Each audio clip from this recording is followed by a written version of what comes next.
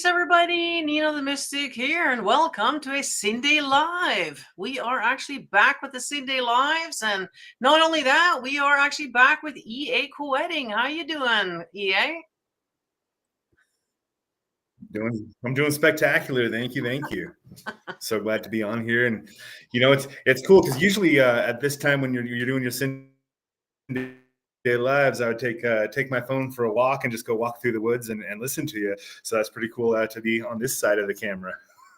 Yeah, it's always nice to have you here. I know my audience loves seeing you because I can tell on the numbers of the views. So yeah, it's awesome to have you here. And so we got this new show that we're going to call like Tea Time, which means, there's going to be some occult knowledge to be learned, but also a little tea in there as well. That makes it more interesting as far as I'm concerned. So I'm sure everybody's looking forward to that.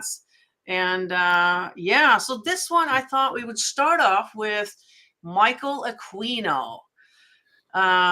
Old timer, he's already passed away, which we're going to go into, but definitely a huge occult figure, well known. Obviously, I'm sure everybody here has heard that name.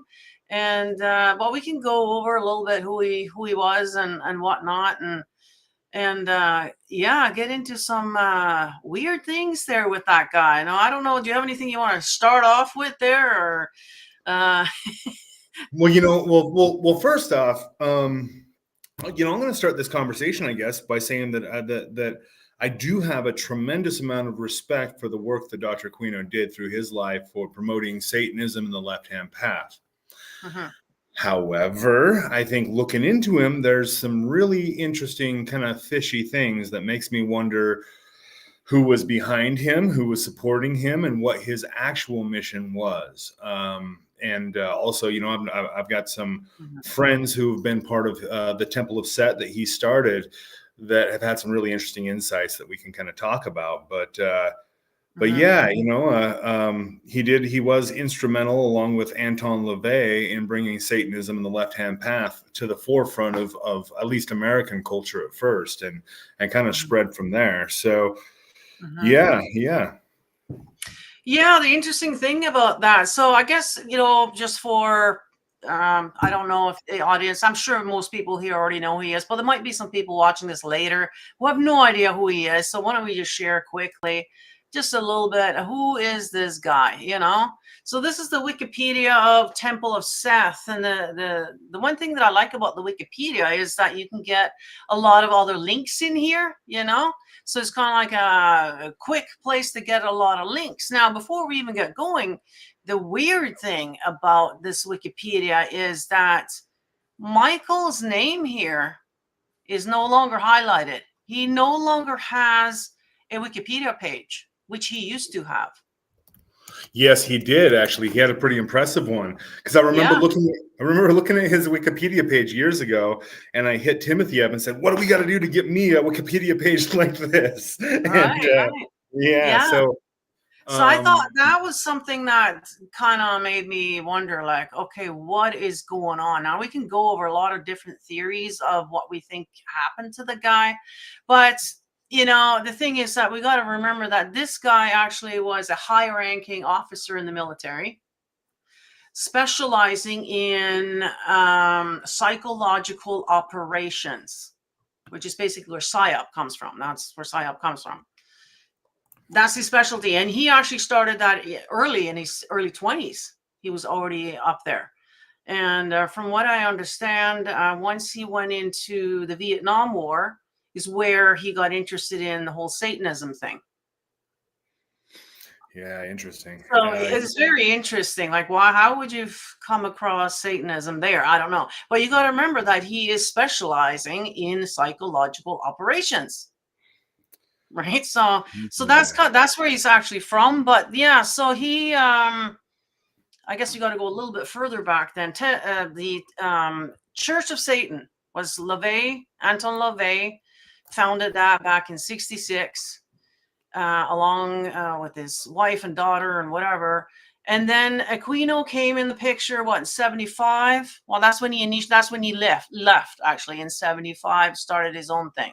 So he got in there, and then they decided to leave. He left with LaVey's daughter and uh, the son-in-law. So he took them with him, and they like disowned him, and all this kind of drama going on there, and started this whole Temple of Seth. No, to interrupt there real quick, because Yeah, there's the cover story, the story. Whenever whenever there's a public event, I don't care who it is or what, there's the story that the public hears, and then there's what really maybe happened underneath. Maybe yeah. and that'll usually what really happened will kind of surface as rumor in the rumor mill that nobody's really sure. You can't verify it, but it is something that's talked about. So with that, the cover story that Aquino tells is that he was all gung ho with the Church of Satan up until LaVey started selling and giving out priesthood to celebrities, and you know, he goes, that's not what we're about. That you actually have to earn your priesthood, and so that makes sense. But then the kind of rumor story of it is that they performed a specific black rite, a black mass to make contact with the Prince of Darkness. And the Prince of Darkness came. And Michael Aquino was one of the people that was absolutely just shaken by the experience. That in that moment, he'd been dabbling, but at that point, there was no question to him whether or not this was real. That he had an experience where he had presenced the personality of the Prince of Darkness, and that changed him forever. And so then he started forming the Temple of Set. Interestingly, people like Charles Webb and Anton LaVey, they kind of dismissed whatever the experience they had. Oh no, that was just our psyche, and this is just psychodrama. And they made excuses for it, and so they stayed with the Church of Satan. And so this was one of the first splits within modern Satanism of the theists and the atheists going their separate ways. So I was going to say, for those who don't know, I know I did some videos on this on my other channel. You can probably find those up on Odyssey. All my old stuff is up on Odyssey, guys, if you're interested in the occult stuff, because I got a lot. We got a lot. EA's in there a lot as well. Anyway, so I went through the whole differences between the church and the temple and all of this.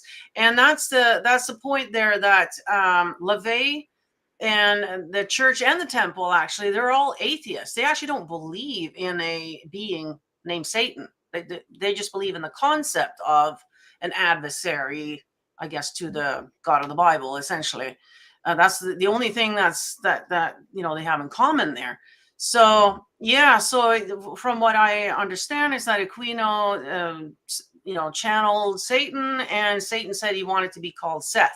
He appeared to him as the being Seth from the Egyptian pantheon. So yeah, so that's what led him to leave Temple of Seth. Obviously, that's where that comes from. They call themselves Sethians. And so, there were more hardcore, with, you can't just get into the Temple of Seth. You have to go through initiations and all kinds of things to get in there. It's not just, pay $13 and get your red little card, that. So that was kind of, yeah. It's actually a lot like, because I've kind of had, I've peeked my head into this area as well. It's a lot like getting into a motorcycle club, where you've got to do like a 6 months to a year of getting to know somebody who's a member. You've got to kind of do, you've got to lurk on the outskirts a bit, and then they gradually let you in. One of the interesting things about the Temple is, earn their trust. They've got to get a good feeling about you. One guy, and I don't know if this is true or if this person's lying to me. There's a lot of liars in the world, but he said that before they would let him in, he had to do a credit check and a financial kind of history. So they, look at your bank accounts, make sure that you're financially sound, which is interesting. I mean, one of the reasons I don't like joining people's groups. Like, if you don't want me in there, I'm going to go do my own thing. That's cool. I'm not going to let you get your rubber gloves on and do a full inspection. Sorry.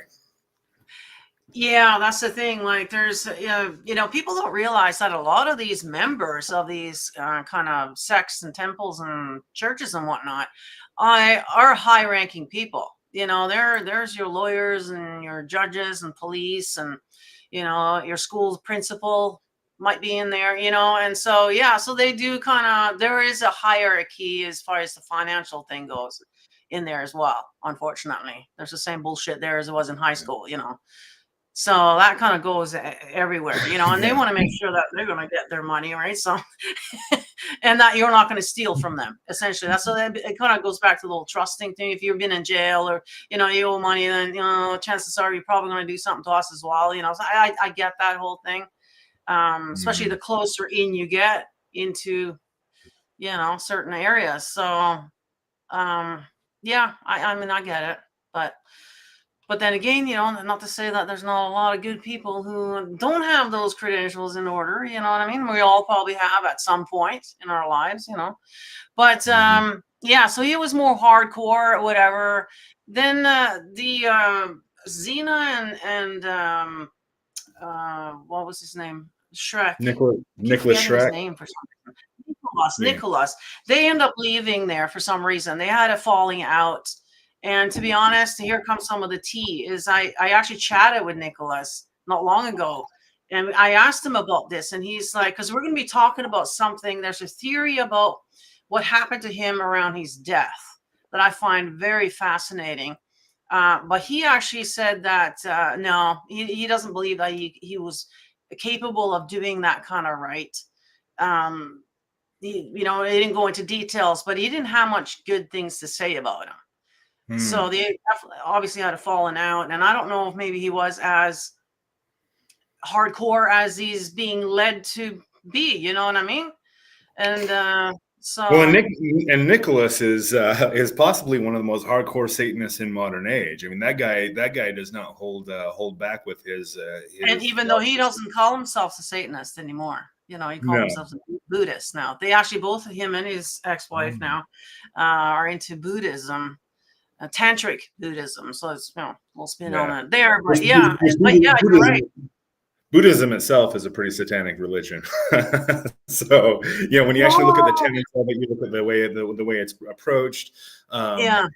It's almost approaching Satanism from an almost opposite direction as the Church of Satan, but it's going in the same path. It's renunciation of the flesh and discipline in order to get to self-godhood and liberation. And so yeah, that's the thing. People, they've been so misguided by religion, by especially Christianity, with this whole who Satan is. They're thinking it's some red-skin horned dude that, you know what I mean? Like, and that's not what it's all about, but unfortunately it's been gaslit. See, gaslighting started a long time ago, to believe this. And so, people don't realize once they start getting in there that, hey, wait a minute. Once you start reading, the Satanic Bible, you start realizing, oh, wait a minute, this isn't so bad. Like, these people are against all these things that they're being accused of doing, so that there's that too. So if some of you are getting triggered just by the word of Satanism here, start looking into it a little bit, like I don't believe in any, I wouldn't want to join any kind of thing myself. I've just seen too much corruption and just too much stuff going in there. I wouldn't want to, but it's definitely worth looking into, and but yeah, so is there anything else we want to go over here on this thing here? You guys, I do have the link for this down below if you want to read up on what the Temple of Seth is all about. But yeah, what I found the most interesting here was that his name is no longer in here, which makes you wonder, like, did he request that? Is that something that you can request, that you don't want to be in there anymore? Or did they just take him out? So that's kind of a question I have there. And once we get into some of the theories of what happened to them here, that might be some answers as well as to why you would want to be out of here, maybe. So kind of scrubbing yourself out. To take a couple, sorry. Yeah, to take a couple steps back real quick before we touch on his death is he was a master of psychological operations for the military. Yeah. Okay. So would they And, want him you know, out of I there? think it was in his book, Mind War. Well, yeah, they could have. But just even just looking. So in his book, Mind War, he talks a lot about, he says, you know, if the war is necessary. We're always going to have conflict, but the war should be fought within the mind, and that if you ever have to fire a bullet, that you've already lost. And he specifically goes through. I think he creates an example of setting up the room for negotiations. That it's not, you don't just choose any random room, that you make sure that the room is the walls are painted the color you want, that the symbols that you want are embedded around the room, that I mean, just every detail to get people to think and to feel exactly what you want them to before you even say a single word. And you can see this playing out in his presentations of the Temple of Set and of Satanism, especially when you go into the oh boy, I can't remember the name of the enclave. They've got an annual enclave that they do, and from what I've heard from members, it is quite the visual spectacle. It's you know, these psychological operations have been put into place there to get everybody synced together into this satanic union. And so with that, you know, once a Marine, always a Marine. Once a PSYOP agent, always a PSYOP agent. I don't know that that's something that you move away from, especially if you've got the kind of security clearances he has.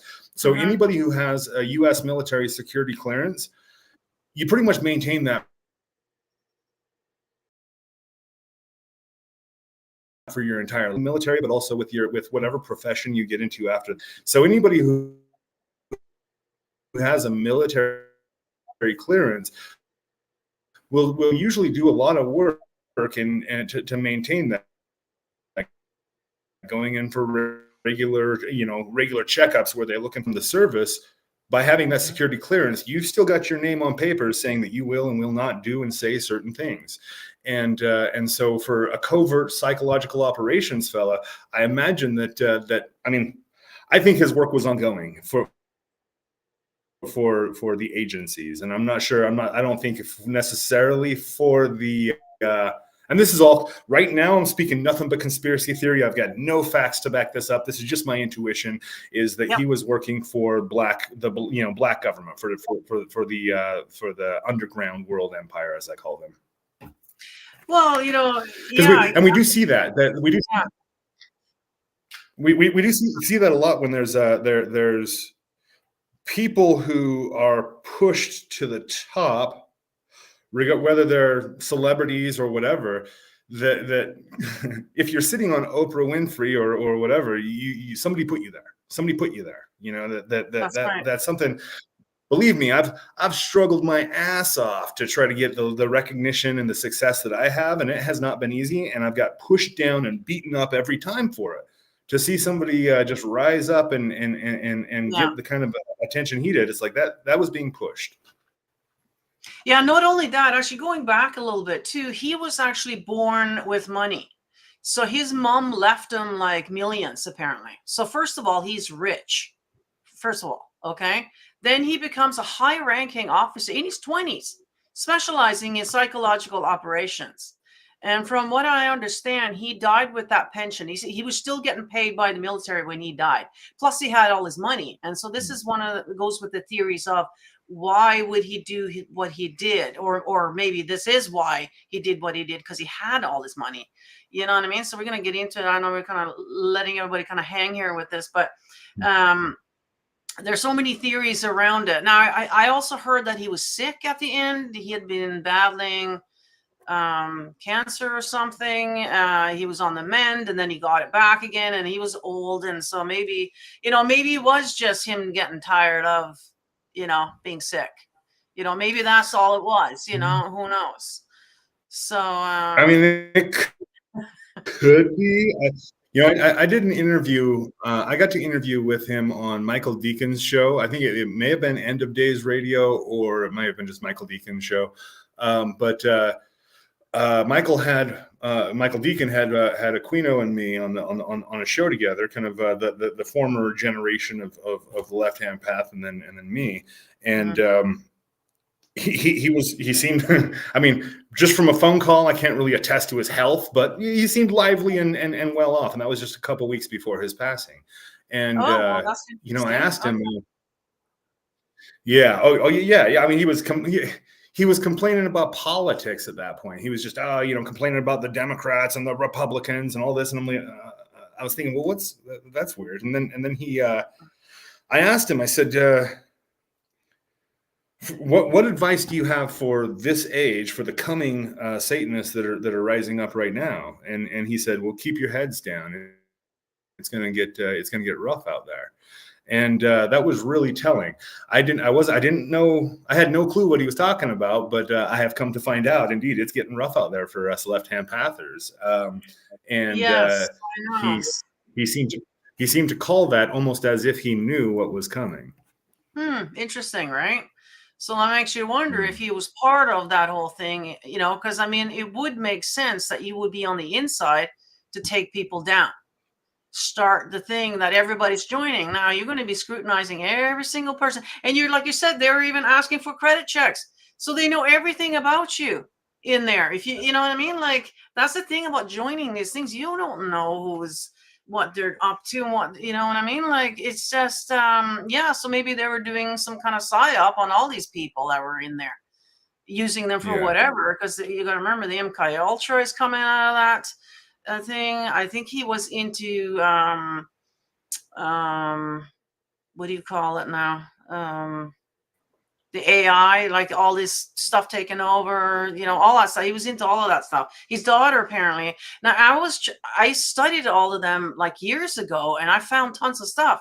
Now I can't find it. Again, like it's almost like they're getting kind of scrubbed out. Now I can find some stuff, but some stuff is gone because she's heavily into that. What is it called? Humanism or whatever it's called. Transhumanism. That's what it is. Transhumanism, right? So, which kind of goes with what we think maybe have happened with his death here, that he actually did the ultimate thing, and which goes with this dream and download that I had a few years back, where they said in order to for humanity to survive, you got to upload your consciousness. That's what I was told. I had no idea what that meant at all at that time.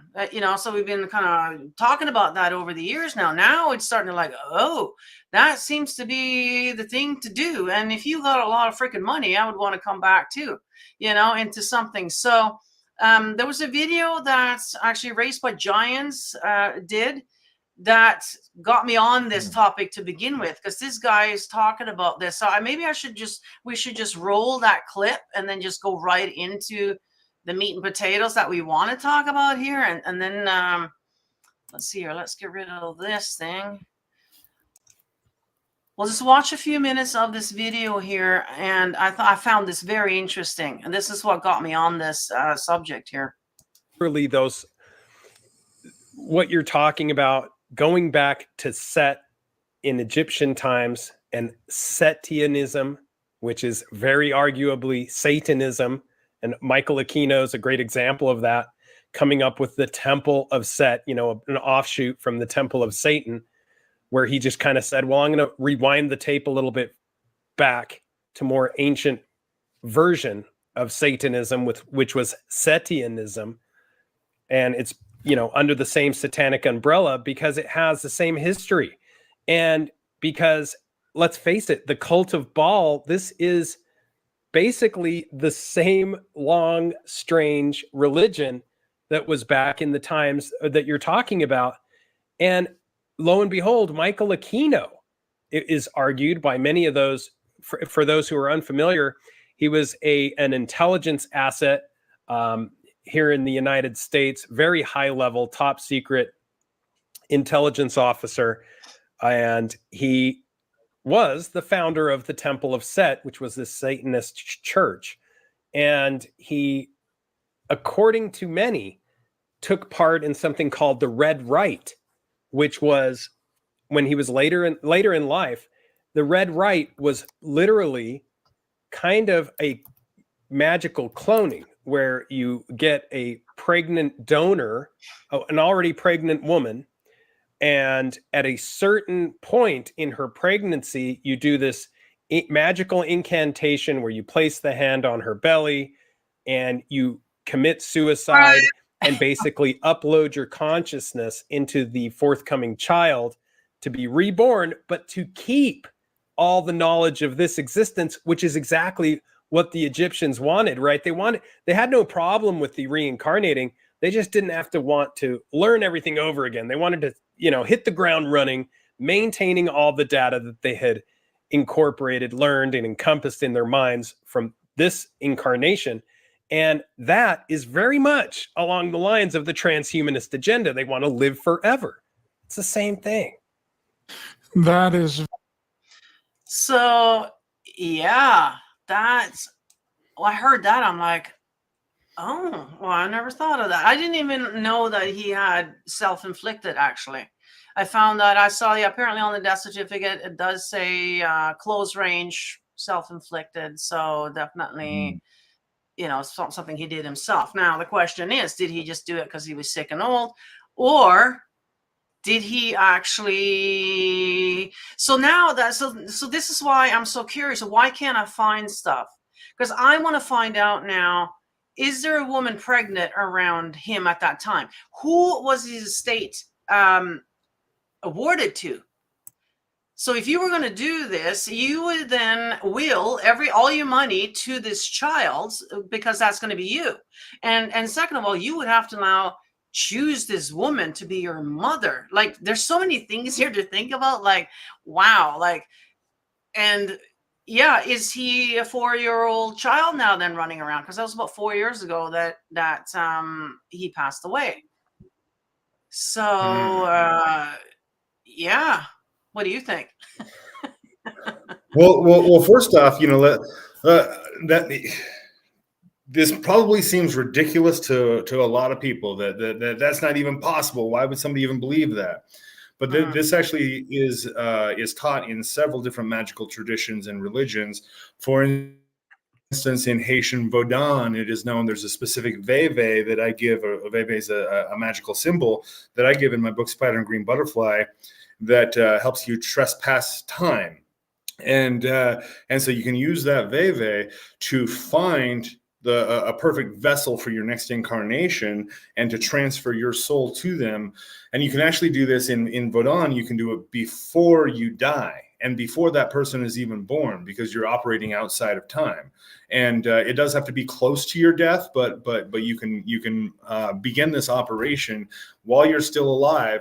And usually it does take on the form of making physical contact with that person. If it's a child that's already born, an infant, that you can hold that infant and maybe become kind of like a godfather for it before you transfer yourself into it. Or if it's a pregnant mother, that you get to be really close with that pregnant mother, and let me touch the baby, and then you're beginning that.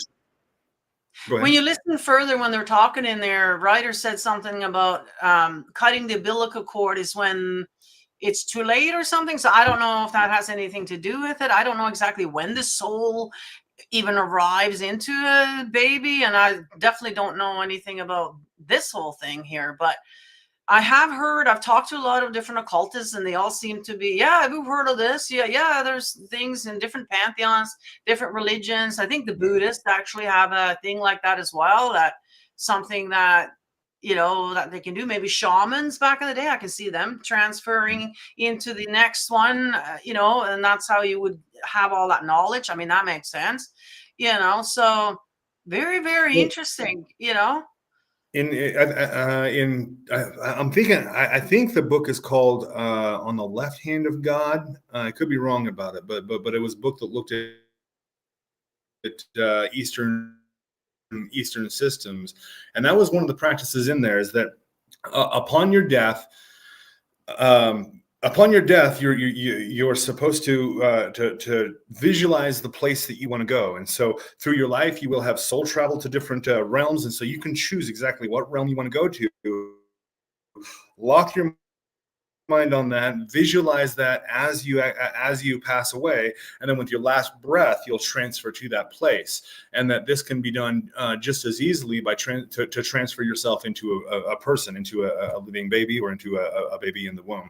As far as the umbilical cord thing, that could be that there could be something there. In Vodun, I if I remember correctly, the child has to be under 8 years old, and so it can be all the way up to 8 years old before you initiate this. And when the soul arrives, I think there's a lot of 50 and 60-year-old people that are still waiting for their soul to arrive. I'm seeing a lot of soulless people walking around this planet. Yeah, I don't think they're going to get one. Yeah, and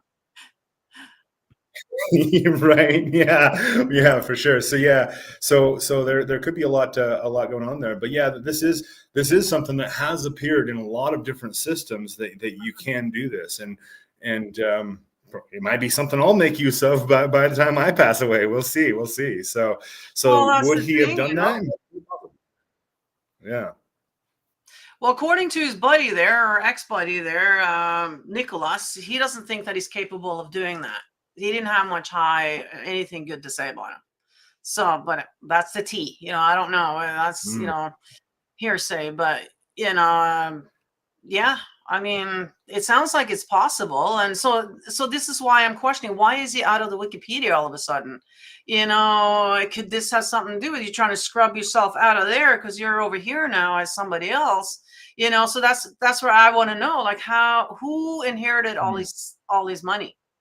Was it his wife and kids? Did they get everything? Or, you know what I mean? So this is where you can sort of find some proof here, I guess, but I can't find them. So, yeah. Now, there have been rumors circulating, and these are, again, just rumors. I don't know that they're true, but I have heard a lot specifically from members of the Temple of Set about his wife Lilith, that she was a powerful psychic vampire, that she was more powerful than him magically. And so it could be that she helped him perform this rite, or that she performed a rite of her own. I don't mean to suggest that she unalived her husband. That would be awful, but that's also a rumor that has been out there. It says is strange, so yeah, it could be, by somebody else, but yeah, that's sort of the question. It's like, it would only be the very closest people to him that would know this. So, and I'm sure she's not going to come on here and tell us. So, yeah. If anybody's listening, if you have a third, if you have a third party helping you with this, that could be really, really handy, because first off, if you're not able to if you don't have the magical ability, let's say, even just say you're so old and weak that you just aren't able to muster it, and you have a third party helping you, that'd be great. That third party could also, in that case, put your soul into a vessel, a non-human vessel, just a jar or something like that, and then when the time is right, to transfer you into a human. And so there's all kinds of possibilities of how that could take place. Well, apparently this is what the elites are up to, uploading your consciousness to the machine, and then I guess, and then probably, transfer over from there, once the earth is all better again. For whatever it is that's going to be happening here, right? Because we can all feel something is coming. Something is about to happen to us. We just don't know exactly which one, because there's been so many out there now, thrown out there, that, but something's going to be happening here. And I guess that's the only way for us to actually survive, essentially, unless we're, in the bunkers on the ground, I guess. But yeah. Yeah, or in the ether, in bodies of light. This is the thing that really gets me, is and I think you're probably of the same persuasion. I don't care if they launch nukes and destroy this whole planet. That's okay. I know that I'm going to be released from this body, and I'll find somebody else to incarnate. Yeah, but the thing is that so that way we all know that. I think we all know that we're immortal, and our bodies might die, but our souls obviously go to somewhere else. So that's not the problem. The problem is, like you said, the reincarnation thing. I don't want to have to come back here and not remember anything. You know, I'm a control freak too. I want to have control of that. I want to Yeah. go into a nice, young, healthy woman now and have all my, all my experiences. That would be great, right? So, yeah, so Mhm. that's what they're doing, and I can't say I blame them. You know, yeah, that has been the number one thing that humans have always strived for is, trying to live forever, essentially. You know, so Right. Yeah, I don't for know if sure. I don't know if you've heard of. Have you heard of this guy named Brian Johnson? It sounds very common, but he's a multimillionaire now because he sold some company back in the day. Anyways, his number one goal is not to die, and so he's doing Oh, everything. he's like a Yeah, don't die, guy. taking his he's taking his son's blood, right? That's the Yeah, guy? yeah. They're doing Oh that man. that work And as he's well. like he thinks he looks so much better than he does. He looks like he looks like a 50-year-old because he's about 50 years old. He looks like a 50-year-old that's had a lot of plastic surgery. I Like he know. doesn't. I know. I don't know. I think that I think Yeah. a lot of the elites are operating in a realm of delusions. I don't think they're actually operating in the realm of magic. They're operating in the realm of delusions. And I think that the biggest power the elites have is to foist their delusions upon the masses. Because if we believe their delusions, then they've got us. As long as we are actually free in our minds, they have no control. The thing that scares me about Brian Johnson is that what he's doing here is he's doing everything that we're supposed to be doing for our bodies to live optimally, right? With all the sleeping, like, I mean, with the diet, like, have you seen what he's doing there? And he's getting the science behind it, and they're proving it. And apparently, yeah, he is, like, he's not aging as quickly as he used to, and he's almost reverting aging, and he's on a cellular level. What I'm afraid of is that he's going to do it so good that the rest of us are going to be forced to do this in order for us, because it's in our highest, best interest to do this, for us to live the optimal life that we're supposed to be doing here. So I'm a little bit worried about that, to be honest with you. Can you imagine if we got put on a diet like that and we had to live like that, like he's doing? Like, I don't want to live like that. I don't know that they want poor people like you and me to have that in technology. I think that they want to have they want to have only the richest and the most elite that'll actually live extended lifespans. My thought is that they're doing the exact opposite to the rest of the masses. They're trying to decrease our lifespans by Yeah, I giving was us going to say. Yeah, I was going to say it's not for all of us. There's only their favorite slaves. They want to have an optimal shape so that we don't have to, replace you as often. We don't have to spend as much money on Medicare for you. You're not going to have any bad habits. You're not going to cost very much at all, because a little bit of broccoli and whatnot that you're eating every day, it doesn't cost that much, and you're sleeping most of the other time that you're not working, so so it's kind of like a hell for me anyway. So just the way that he's doing everything. But I can see them wanting that for their whoever slaves are going to be left. But right now there's just too many of us. So they have to thin the herd a little bit. But yeah. I can see, because actually, if you go by the Georgia Guidestones, the only thing that I really had a problem with was the first one, was maintaining humanity under 500,000. All the other ones actually were all about increasing fitness, like they don't want us all fat, and out of shape like we are now. It's not in their best interest, because we're costing a lot of money in Medicare and everything else, smoking, like all the things that we're doing that are bad for us. It's not in their best interest. It costs them money, right? So all of that's going to be gone. We're going to be kind of a slave that will just do whatever they tell us to do. You go to sleep when they tell us to do. We eat what they say is for us to eat. And that's it. There's nothing else available. There's no more choices. There's no more, there's no more crime. There's no more. This is kind of how they're seeing the future, So I'm kind of seeing how, and also Brian Johnson is all for transhumanism as well. So that was another red flag with him. I'm like, yeah, he's actually blueprinting, which is exactly what he calls it, how humans are going to live in the future, how it's going to, and he's setting the blueprint now to see exactly how much, how little can they survive on. how, and what kind of food, just the smallest amount, to see how, you know what I mean? To still work out and be strong, but still the smallest amount of food with no meat, of course, because he's all against the meat, right? And then when you're not working, you just sleep. That's it. There's no other fun. There's no nothing.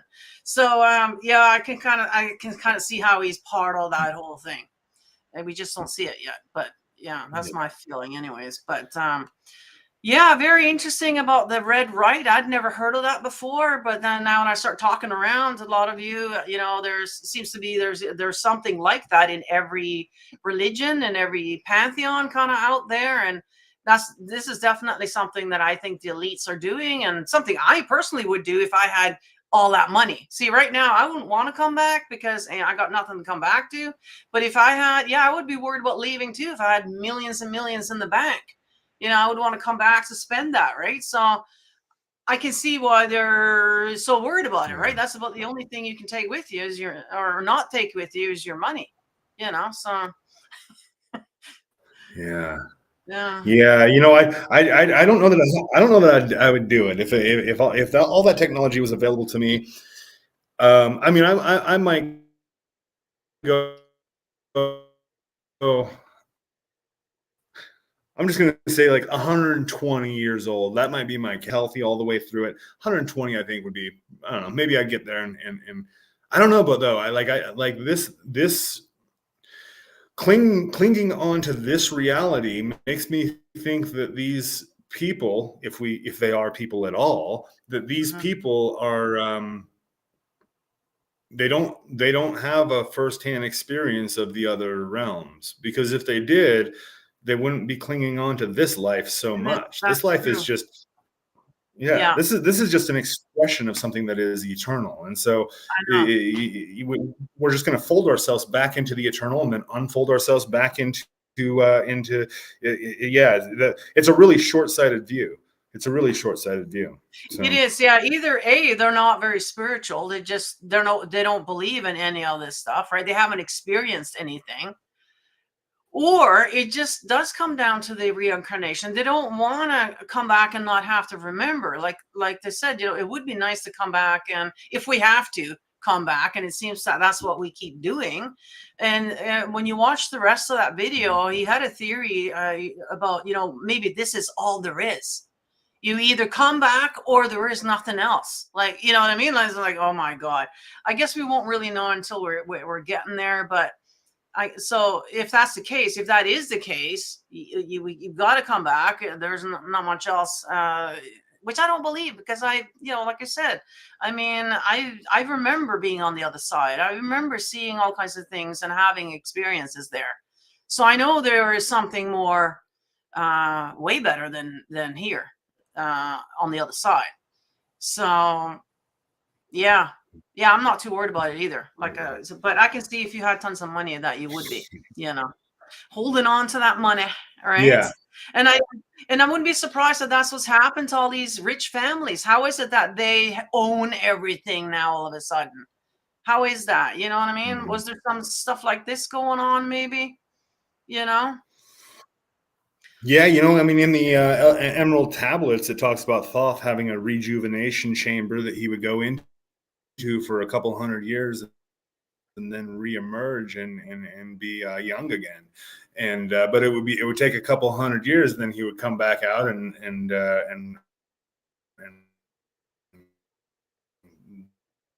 regain his rule. And so I think, again, I think that this is old technology that they've revived. Well, I've heard that the pyramids were actually like healing, or no, sorry, not the pyramids. The churches or the temples originally were designed as healing centers. That's where you went to go and get healing. And there were healing chambers and all kinds of healing things, that you went there for. You weren't going there for, the stuff that we're doing now. Like you went in to get healed. And I think there's some of the old stuff is still here. When you watch, my lunch breaks videos, he talks a lot about the old buildings and like the big, huge organs that were in the big churches when they're playing.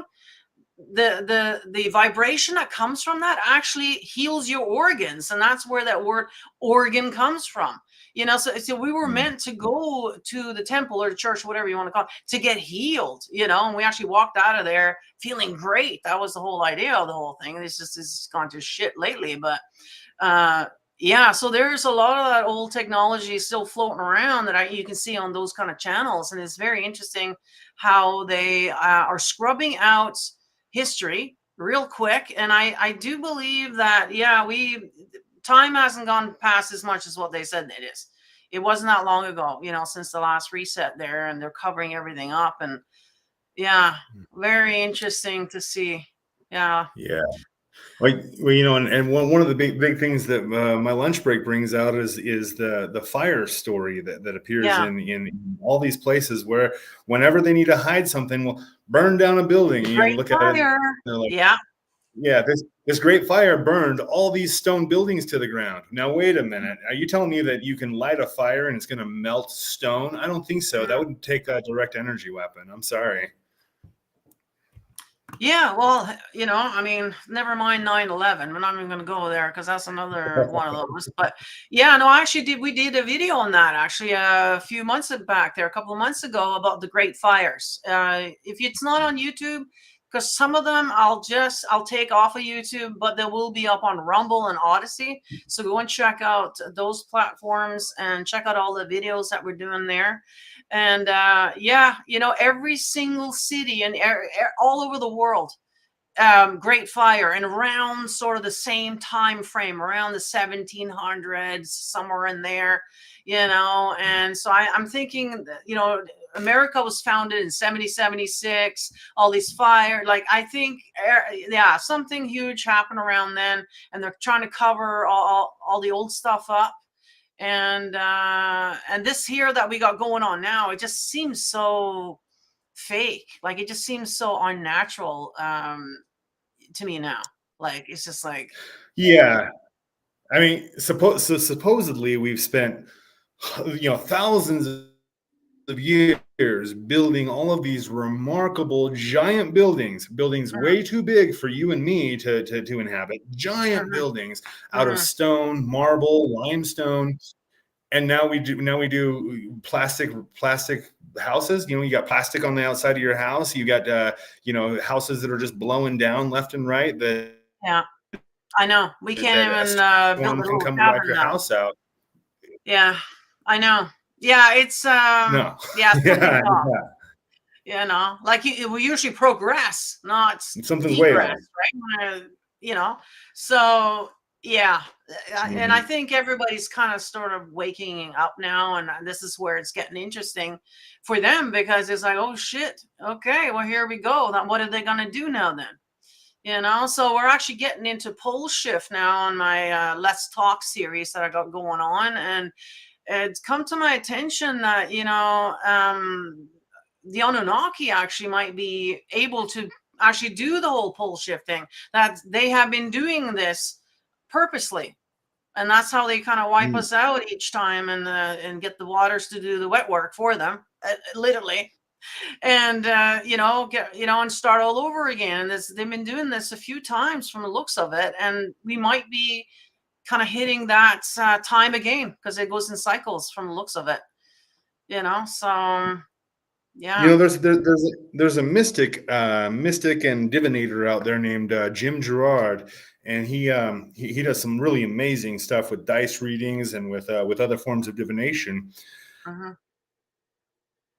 But he hit me up with an email and just said, I keep having this vision, and it's something that I've seen myself a few times, of the stars turning red, and then they start falling, and it looks like the stars are falling to the earth.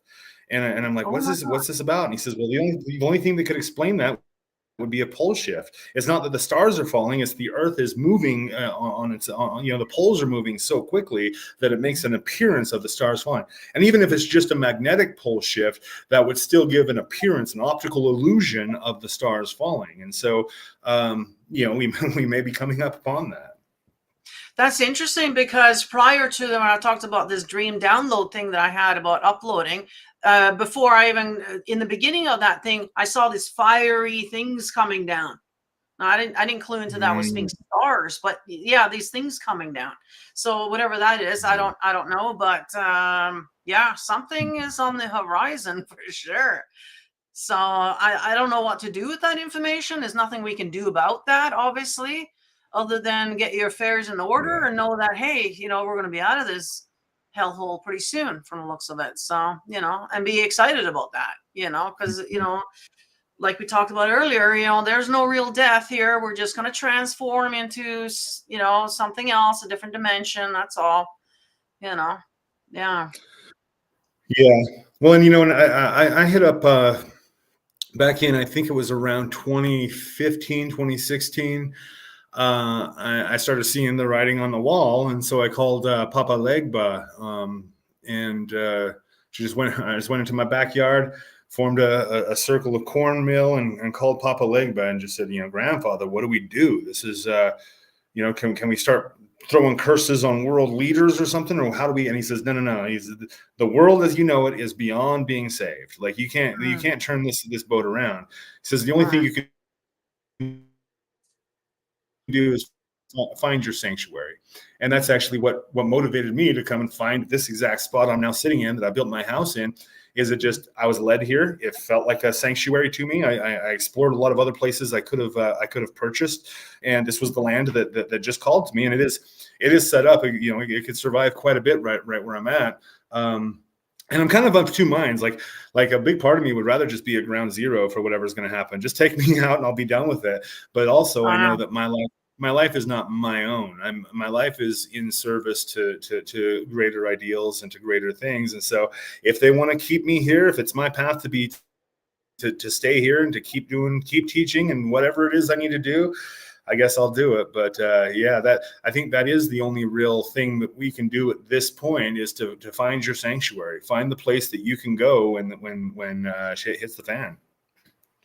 Yeah, and that's where the whole bugging out and preparing and all that kind of stuff, that goes through all the communities. It's not just a prepping community. I think we're all kind of, and I think that's my role here, is to kind of combine all of this. It's not just, conspiracy and truth seeking. It's also occultism, and it's also spiritualism, and all of these things combined, because we're all, after all, we're one human race here, and we're all in for it all together. So we need to stop labeling and worrying about, which group do you belong into? Like, let's, figure this thing out together. Right now, unfortunately, the elites, of course, known this a lot longer than we have, and they've been prepping a lot longer, and they got the resources to do the bunkers, and that's what they're spending millions of dollars right now on their fancy bunkers. So most of us don't have the means for that. And so we know, like, I'm right here on the coast, so I'm going to be one of the first to go. And I'm like you too. I'd rather just go quickly and swiftly and we get it over with. I'm not afraid to die. So, it's very interesting time to be alive. But you're right about that. Yeah, when we're looking at community, that is the thing I think we all need to keep in mind. It is the human community, whether we're black magicians or Christians or Buddhists or whatever the hell, we're all human. And I'm going to be honest with you, I think the people that are pulling the strings are not human. I'm just going to say it. I don't know if they're reptilian shapeshifters or soulless husks. I don't know what it is, but they're not human in any way that we could call human. They don't act with humanity, that's for sure. When you can make an order that sends hundreds of thousands of young men. Yeah. Absolutely. Yeah, no, I mean, if we're going back to the Anunnaki story, I mean, these beings, whatever they are, Anunnaki just means from heaven they came. So it's not an actual species of, and I do believe Anunnakis are many species, and that's why we got many races here. Anyways, these beings made us. We're their slaves. They treat us as such. They don't care. We're expendable. We're just ants on this little place here, you know, so which, you know, yeah, it doesn't make you very special. It doesn't make us feel very special, you know, but you know, that's just reality, I guess, if we're gonna go with that story, right? But But, yeah. but that's where, you know, when you mentioned Seth and that that Aquino was going back in time to one of the earliest versions of Satan.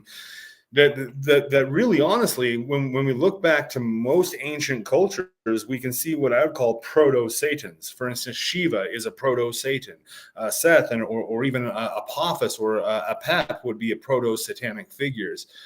And with that, one of the early proto-satans was Enki, and the whole story of that is that Enlil had enslaved us and was ready to just wipe us out once he was done with us, and Enki came and said, well, wait a minute, no, let's fuse our genetics with them.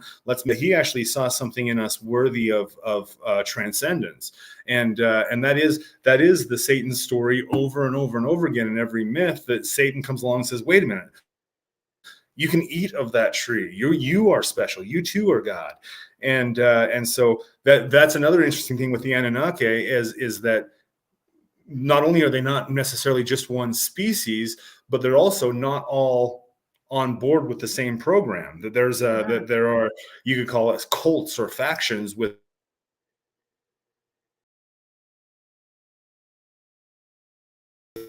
each of these things. Just like the Greys, we know that about the Greys. Not all the Greys are doing the same thing. Some of them are rebels. That every single system out there has a story about the gods coming to Earth, returning to Earth for their final battle. This is where they do their final battle. They keep coming back here. I think that this planet is very, very special. In fact, I don't think it's a planet at all. I don't think that Earth naturally evolved the way it did. I think that it was seeded. I think this is basically a terrarium that they're growing us in. Yeah, there's definitely something to the whole Earth thing. You know, I was listening to some flat Earth stuff the other day. As Roseanne Barr had a Flat Earth Dave on, and I was listening to that. You know, and it is very interesting. You know, and they got the facts and they got the thing. It sound, you know, like I do believe that the Earth is something different than what they're saying it is, and I do think it's a lot bigger too. And it kind of does make sense that the Antarctica is just a wall that and we're not allowed to go there. We're not allowed to fly over. I mean, it seems a little sus. I mean, come on now. You know, that, yeah, there's probably lands beyond there. And who knows, these beings might be still there, actually. You know, and so there's a lot more to all of this than what we realize, I think. So, well, yeah, in the North and the South Pole, there's supposedly giant black pyramids, giant beyond anything that we can see in any of the pyramids that we see in across the world. Enormous black pyramids in both the North and the South Pole that supposedly still house some of these ancient giants. Yes. Well, you know what? I believe that these Bigfoots that we're seeing, I think those are the original hominoids that were here that they mixed their DNA with. And once we came along, we must have, you know, killed a bunch of them and they took off and went underground. And they come up once in a while because I've actually, even my own brother has a story of a couple of buddies of him, and he totally believes them. They saw it, like they were scared out of their minds. And then I've heard other people too. There's a lot more stories than I think people realize, and they're telepathic. They got you know, abilities that we don't have, and all this. And so I think that's what they are. That's where we come from, you know, spliced with, and so then they changed to DNA. We only have 2 strands fused, and all the other ones are just hanging there. Can you imagine if we spliced all of those together and we had all the things that we were supposed to have? How powerful we would be, you know, being a hybrid like that. Like, you know, that's another thing that we've been suppressed, you know. So yeah. I'm going to tell you my Bigfoot story. I saw something that I can only imagine is a Bigfoot. Okay. And it was very, very, very up close. Make sure that you guys are sharing. Okay, smash that like button right now, because we got EA with Bigfoot coming up right now. Yeah, I've never ever told this story before. So really quick, go share this out. Give everybody here. Say he is about to talk about. He's Yeah, seeing a big. Bigfoot. Um, so I'm just out for a walk, and I've got a really cool little wooded area behind my house, and so I'm out for a walk, and it's starting to get a little dark. And this was probably 6 months ago or so, and it's starting to get dark. So I kind of quicken up, and I didn't have a flashlight on me or anything, and so I wanted to get home before it got completely dark.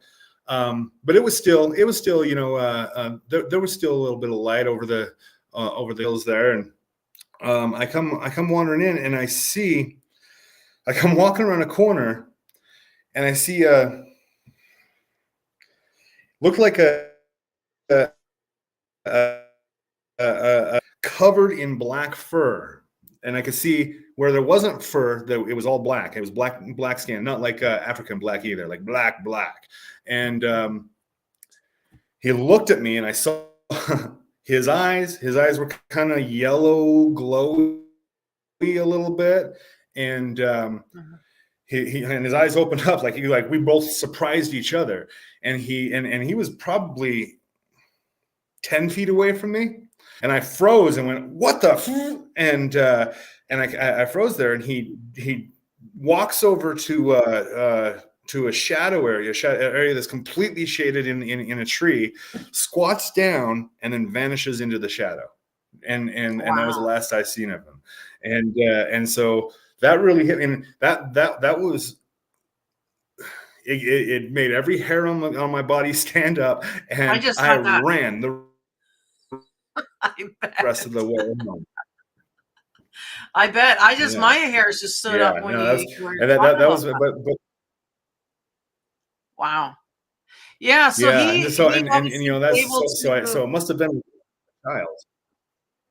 Yeah, so apparently they're able to like cloak go ahead. themselves or whatever. Like, yeah, they have a lot of abilities that we don't have. They took away from us.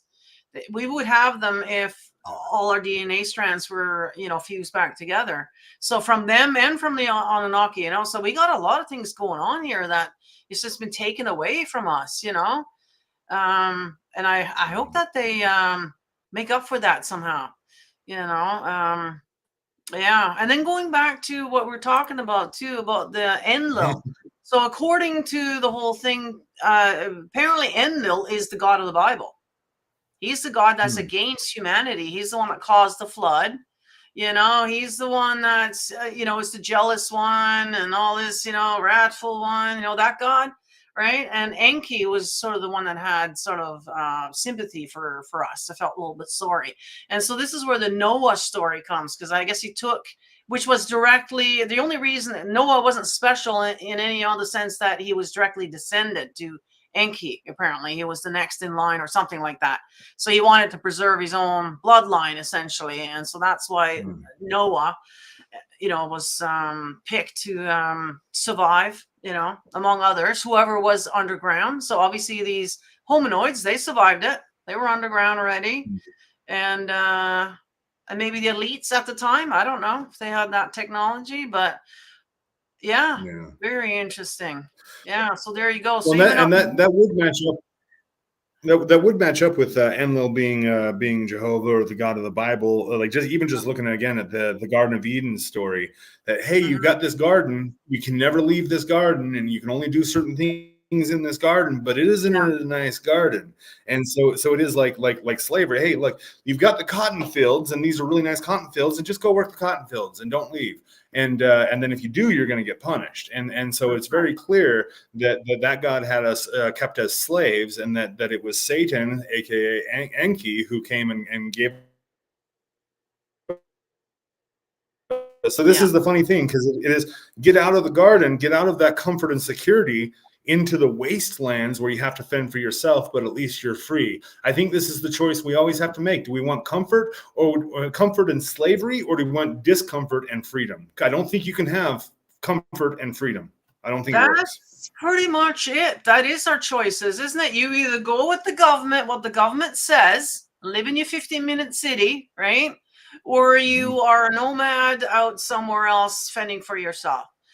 that's pretty much it. And so we're kind of at the same spot as we were in the beginning now.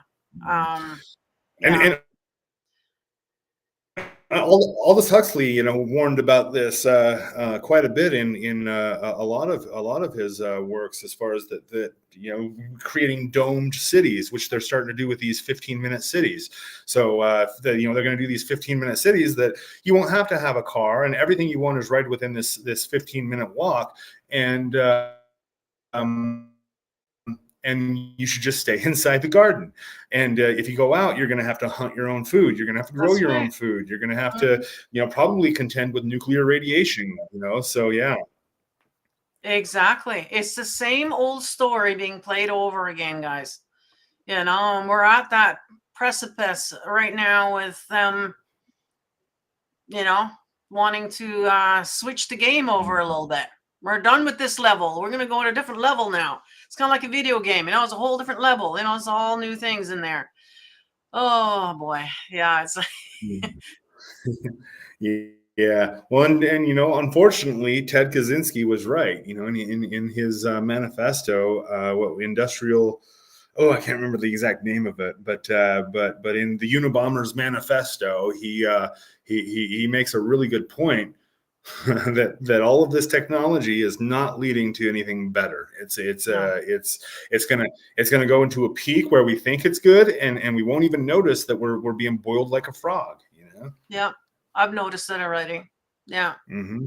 Having a phone, having the washing machine is great and all, and even the TV is debatable. That was PSYOP right there. That was the biggest PSYOP I think we ever got as humanity, was placing that TV into our everybody's living room, where everybody's literally being programmed into whatever it is. That was like putting it on steroids. We don't have time to wait for them to read and shit. We're just going to put this in their house. So that is definitely where I draw the line. That's what was useful, for sure.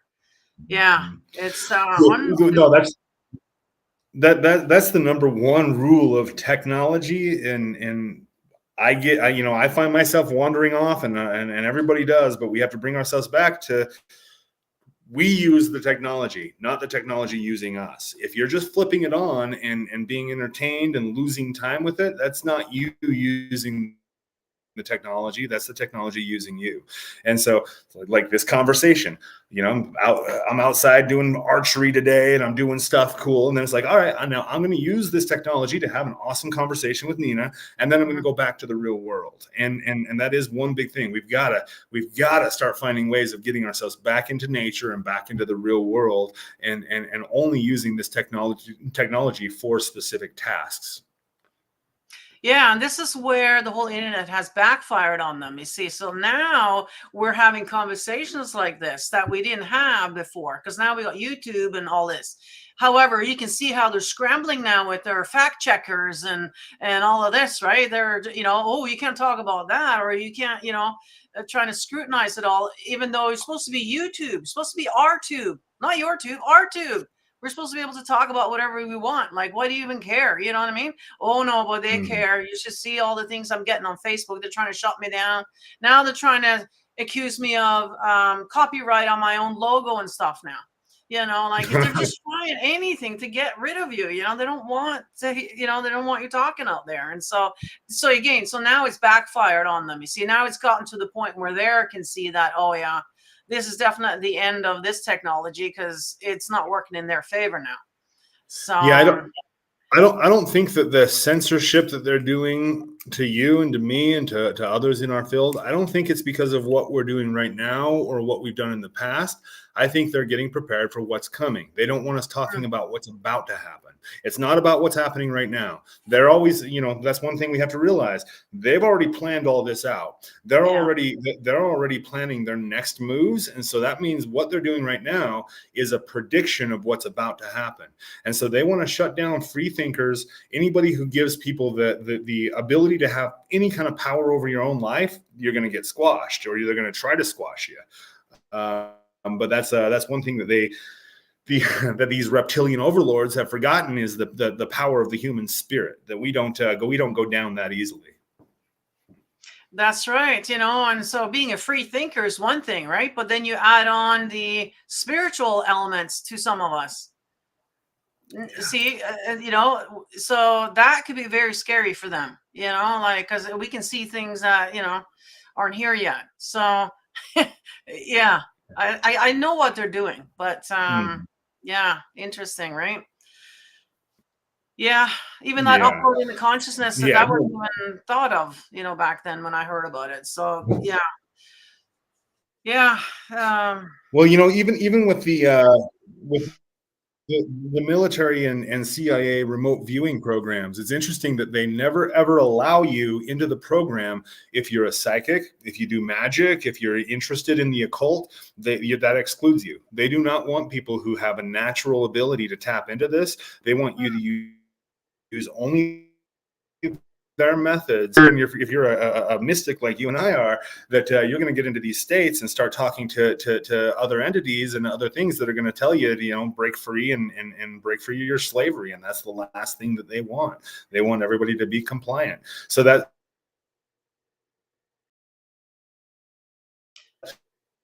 they'll pick out. They actually have for people who don't question too much, that are sheep. They just want sheep. Exactly. And that's what's happening right now. There's too many of us who are waking up, who are free thinkers and who are spiritual and psychic, for a lack of word, and there's too many of us now. And that's the thing. Yeah, they don't want us going in there and finding out things that we weren't supposed to find out. Seeing things that, we're not allowed to see. They don't want us to see, It's funny because when I talk to other people who are trying to remote view like Antarctica or the Vatican, there's always some kind of spiritual interference. They got guards around that place in the astral like you won't believe. Like, they don't want us in there seeing jack shit. Like, yeah, it's heavily guarded on both sides, physical and spiritual, so yeah, and so that whole Antarctica thing is, yeah. Anybody who's trying to get into the Vatican, little secret I found is you got to come from underneath. The catacombs in underneath the Vatican, actually, there are multiple portals there. So if you're trying to walk in through the front door, if you're trying to come in through above, that's not necessarily going to work.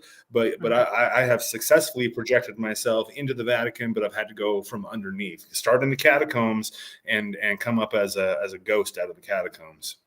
I can only imagine what kind of catacombs are going on underneath the Vatican. I mean, like we've seen the lunch break, talk about all the catacombs videos, all the catacombs all over the world. I can only imagine what the Vatican built on top of. Like, yeah, it's got to be something else. Yeah. Oh yeah. Well, that is, especially in Europe with all the temples and cathedrals and such. These are all built on ancient sites, and the idea was that you were putting the cathedral there as a sill, so you're sealing up the evil and putting good on top of it, is what they think, and it is a couple things there. It is erasing the history of something. That's covering up. That's one thing you can see right now with tearing down the history in order to create a new fake history. Which is funny, because I think they're covering up a fake history to create another fake history. It's a Chinese box of fake histories that they're giving us. Yeah, it's kind of like those Russian dolls, another fake history. Oh, another fake history. Oh, another one. Yeah, it's yeah, you would think they would get tired of it after a while. Like, how long has this been going on for? Like, I don't know. It's just Well, that's my lunch break. Gets he talks about the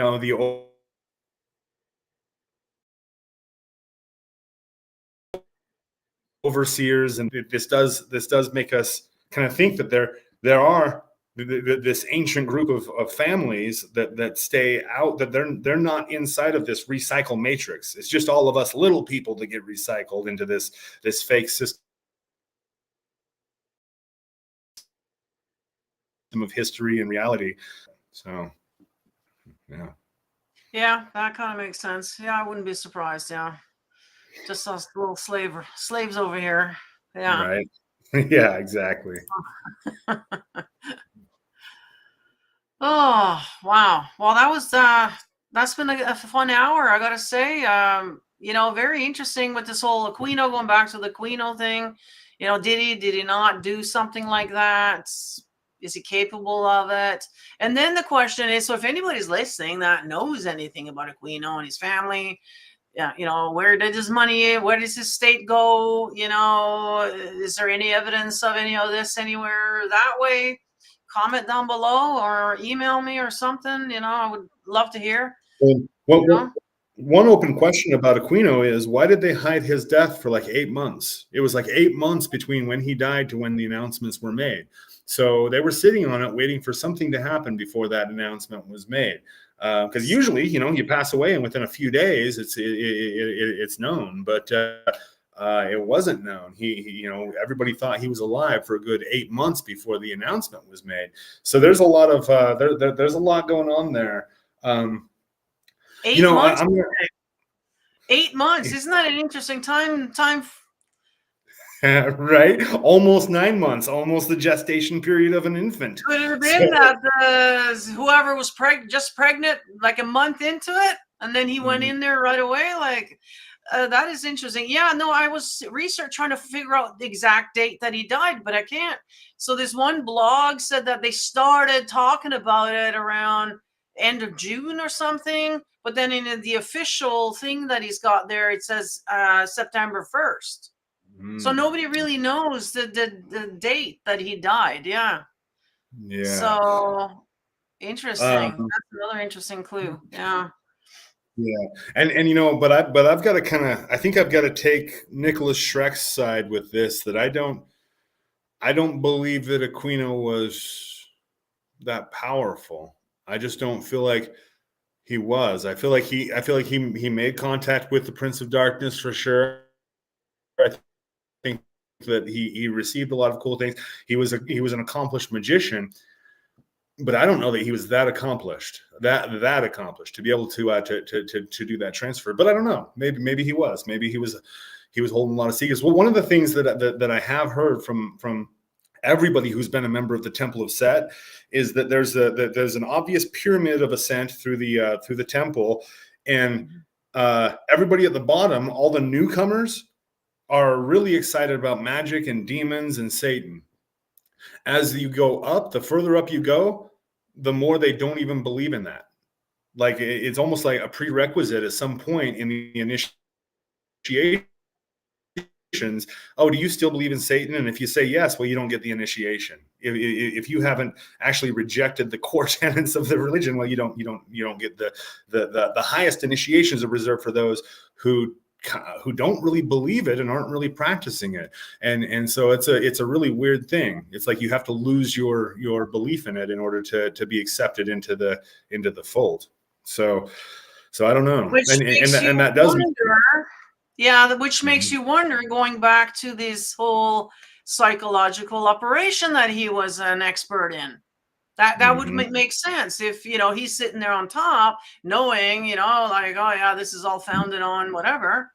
Wanting other people who are also maybe on board with that end of it, so yeah, be careful out there, people, like, you never know what you're getting yourselves into, right? It could be a huge psyop on different levels, but yeah, and yet it's yet another reason to not join groups. Don't be a joiner. That's not there's no group that you can join that's going to teach you the secrets. The secrets can only be found within. And if you're ever looking for a group or a teacher or a cult leader to give you the answers, you're looking in the wrong place. So yeah. And same with initiations. The only real initiations are the initiations that come directly from the spirits. Yeah.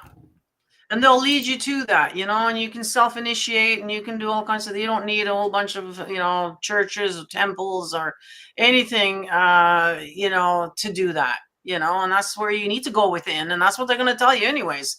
Know thyself. I think it was the first thing that Lucifer told me, cliche, know thyself and go within, all that stuff, and balance. That was a big one with him, being in the balance with everything, So yeah, people think that, oh, they're going to be all like, gross or, weird stuff, but it's not. Actually, it's really, yeah, straightforward, really. Like, so, Yeah, straightforward and really positive, like, because it is, when we look at when we can shift the frame and go, okay, the thing that we're calling Satan has maybe appeared in other forms, such as Shiva, such as Enki, Set. That these are all beings who gather together to try to help us find a way out of our bondage, and so whether that's these demons, the demons that everybody thinks are these most evil things, are the ones that told me, hey, you need to get sober, you need to, got me doing yoga every single morning, and so it is interesting, because it's the exact opposite of what the public perception is. But that's an interesting part of the civilization we're living in right now, is it's upside down. The what is good is called evil, and what's evil is called good, as the book of Revelations predicts. Absolutely. I mean, look at Christianity, like if we're going to go back to that whole, Enlil being the God of the Bible and Enki being, the adversary then, because that's what Satan means, is the adversary to that guy, so, I mean, call him whatever you want, like, but and then going back to reincarnation and transferring consciousness, maybe this adversary has done that, and so this way it's called something different every few thousand years or whatever, so that kind of makes sense too, that today is called Satan, but a few years ago it was Seth, and it was whatever. Yeah, but it seems that this adversary to the God of the Bible is more for us rather than them, so, or more on our side and trying to help us. That's what people don't see. They think that, oh, he's going to lead you astray and you're going to go to hell. Well, no, that's not the case at all. And matter of fact, he's trying to help us. Yeah, because we were enslaved in the garden. Do you really want to be enslaved in that garden and till the soil for these guys, or do you want to go off and do something for yourself? Like, so. And again, that is the choice: comfort and slavery, or discomfort and freedom. Freedom almost has, like, there's suffering, there's risk, there's there's discomfort there, but I choose freedom every time. And so we'll end on this one. We really saw that in 2020 and 21. Yes, we right? did. I mean, they tried so hard. Oh, you're going to lose your job. You're never going to be able to go to a football game again. What do you want? You sure you don't want this? This is going to be good for you, And sure enough, now we know it's not, right? So nearly every single country in the world that they try to tell us that there's not a one world government, but then they act like there's a one world government when they need to. It's we saw the head of the Hydra rise up in that one for sure. So awesome, Nina. This has been a great conversation. Thank you so much. Thank you so much for coming on. I guess my throat chakra just fucking bursted on that one. Yeah. That's awesome. Wow. Well, thank you so much for coming on, EA, and we'll have to do this again. I would like to do this as a regular thing if you're up to it. Yeah, absolutely. Yeah. That'd be fun. So hell yeah. So make sure that you guys go and check out EA. I got his links down below. He's got a website, and he's on Odyssey live every Wednesday. Just like I am, except I'm on Patreon now. So if you want the hump day, you got to go over to the Patreon. All the links are down in the description of this video, guys. And if you don't mind hitting that like, share it out, subscribe if you haven't already. And yeah, follow us on the other platforms. So yes, again, thank you so much for coming on. And I guess we'll see you guys in the next one. Bye.